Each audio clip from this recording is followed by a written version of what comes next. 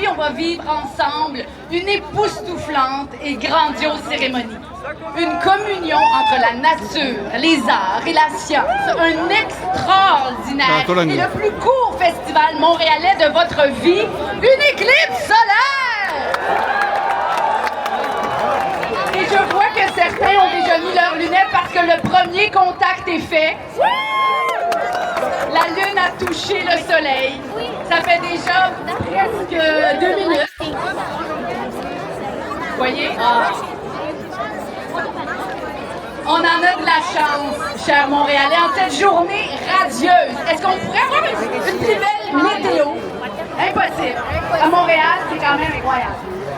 On a cette chance de célébrer une éclipse solaire totale, probablement la seule de notre vivant, un des plus impressionnants et rarissimes spectacles de la nature. Nous allons vivre ce moment historique grâce à une coïncidence inouïe. La Lune passera devant, puis couvrira complètement le Soleil. Et nous, ici, à Montréal, au parc Jean-Drapeau, on se trouve juste au bon endroit sur la Terre, au bon moment pour admirer ce phénomène céleste qui nous fera vivre la nuit en plein jour.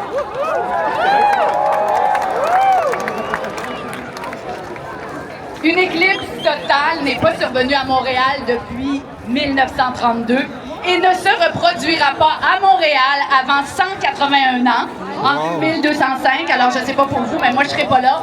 On va en profiter aujourd'hui.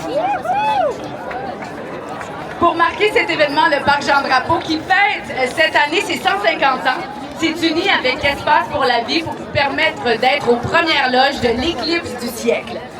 Dans ce magnifique décor enchanteur, on n'est pas bien ici? Comme vous l'avez sûrement vu sur vos écrans, la Lune a déjà commencé son spectacle à l'autre bout de l'Amérique, alors qu'une première parcelle d'ombre se développe sur la côte ouest du Mexique depuis 12h50 aujourd'hui. Et bientôt, sous nos yeux, elle se placera dans le soleil. Elle a déjà commencé et elle va couvrir le soleil complètement jusqu'à l'apothéose à 15h26. Ça, on est sûr et certain de ça. Et même si les stars de la journée sont les astres, qui dit événement historique dit invité exceptionnel.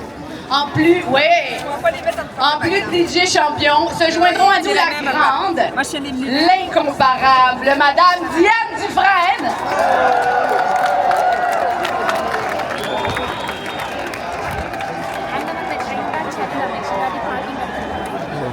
Ainsi que l'Orchestre métropolitain sous la direction du formidable notre Yannick Nézet-Séguin. Yannick et l'OM sont malheureusement pas avec moi sur scène, vous le voyez, mais ils vont jouer en différé parce que les instruments ne pouvaient pas affronter l'instabilité de notre température du mois d'avril. Mais ils vont jouer au chaud, à l'intérieur, bien sûr, et sur nos écrans. Partout autour de vous, sur le terrain, vous êtes invités à aller voir le travail de 4 artistes visuels qui sont actuellement en train de créer une œuvre inspirée par l'éclipse. Vous les avez peut-être déjà vus en arrivant. Il s'agit de structures illuminées créées par Frédéric Ouellet et baptisées Astres Créatifs. Vous pouvez même aller mettre votre propre griffe, oui, aller signer ces œuvres pour immortaliser votre présence aujourd'hui ici. Alors ne soyez pas gênés, c'est là pour ça. Ces impressionnantes structures se retrouveront par la suite au Planétarium de Montréal en guise de souvenir de ce moment historique. Je vous présente nos 4 talentueux artistes visuels et je vous invite à aller les voir. Donc, il y a Haricot, on l'applaudit.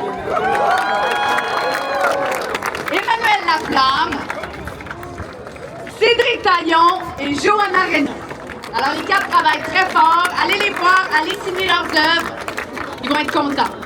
Il y a aussi les stations Éclipse un peu partout sur le site où les animateurs du Planétarium de Montréal sont là pour vous donner plus d'informations sur le phénomène des éclipses.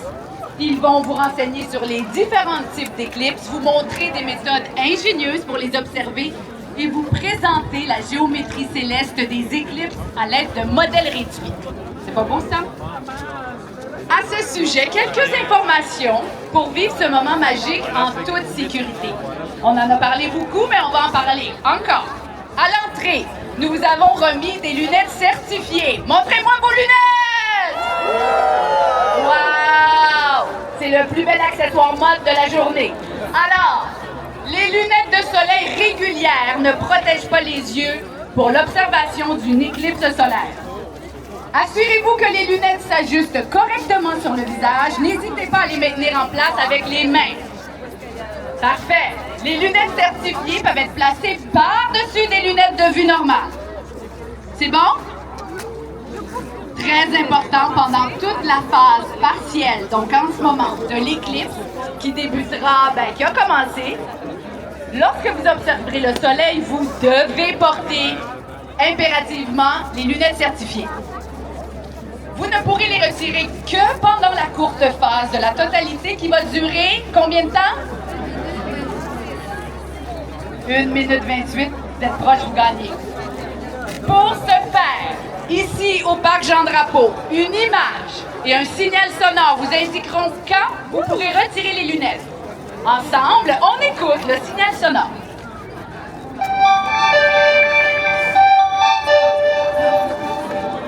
C'est un vol direct vers les étoiles, ça. Et une image et un signal sonore vous indiqueront